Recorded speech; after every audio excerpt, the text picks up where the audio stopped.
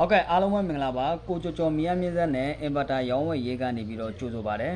အခုဒီမှာ comment မှန်ထားတယ်ပေါ့နော်လိုင်ထွန်းအောင်ဆိုတော့ဒီအကောက်ပိုင်ရှင်ရပေါ့နော်ကျွန်တော်ကို comment နေမှာ तू ကမေးထားတယ်ပေါ့နော် 5kV ကဘယ်လောက်လဲဟာလား 10kV ကဘယ်လောက်လဲเนาะပြီးသွားပြီဆိုလို့ရှိရင် 8kV ကဘယ်လောက်လဲပေါ့နော်ဆိုတော့ကျွန်တော်ကိုကျေးဇူးပြုပြီးတော့တစ်ချက်ဖုန်းလေးဆက်ပေးလို့ရမလားဘာကြောင့်လဲဆိုလို့ရှိရင်အိမ်မှာသုံးပါလားရုံးမှာသုံးပါလားဆိုင်မှာသုံးပါလားဘယ်လိုမျိုးလုံတင်တွေသုံးပါလဲဆိုတော့ကျွန်တော်တို့က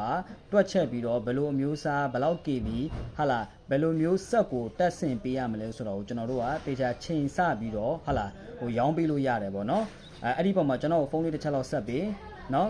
အားမနာနဲ့ပေါ့နော်ဖုန်းဆက်လို့ရတယ်စုံစမ်းလို့ရတယ်မေးမြန်းလို့ရတယ်နော်ဖုန်းနံပါတ်ကကြတော့3999ခွန်393939နဲ့ Viber နံပါတ်3999ခွန်8331498113တို့ကနေပြီးတော့ဆက်သွယ်လို့ရတယ် Viber ကနေပြီးတော့လည်းဆက်သွယ်လို့ရတယ်ဖုန်းတိုက်ရက်လည်းဆက်သွယ်လို့ရပါတယ်နော်အားလုံးကျေးဇူးတင်ပါတယ်